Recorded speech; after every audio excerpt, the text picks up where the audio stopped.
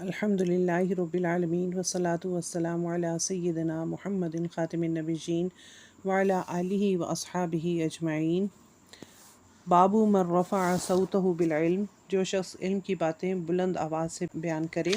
حضرت عبداللہ بن عمر رضی اللہ تعالیٰ عنہ روایت کرتے ہیں کہ ایک سفر میں ہم نبی کریم صلی اللہ علیہ وسلم کے ساتھ تھے، وہ ہم سے پیچھے رہ گئے، پھر آگے بڑھ کر آپ صلی اللہ علیہ وسلم نے ہم کو پا لیا، اور اس وقت نماز کا وقت قریب ہونے کی وجہ سے ہم جلدی کے ساتھ وضو کر رہے تھے،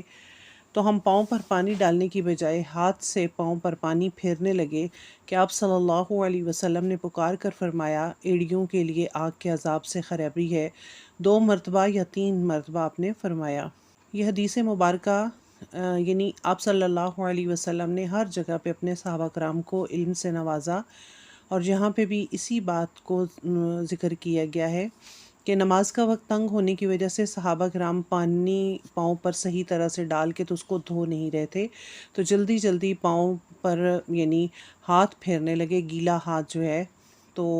اس وقت نبی کریم صلی اللہ علیہ وسلم نے جو ان سے ذرا فاصلے پر تھے، تو آپ نے پکار کر فرمایا کہ ایڑیاں خشک رہ جائیں تو وہ وضو پورا نہ ہوگا، جس کے نتیجے میں قیامت میں عذاب بھی ہوگا۔ تو ہمیں اپنے وضو کو احسن طریقے سے کرنا چاہیے، اس کے فرائض، اس کے سنن صحیح طرح سے ادا کرنے چاہیے،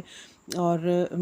ہمیں ایسا کوئی کام نہیں کرنا چاہیے جس سے ہماری نماز میں خلل پڑے، کیونکہ وضو اگر ٹھیک نہیں ہوگا تو نماز بھی ٹھیک جو ہے وہ نہیں ہوگی۔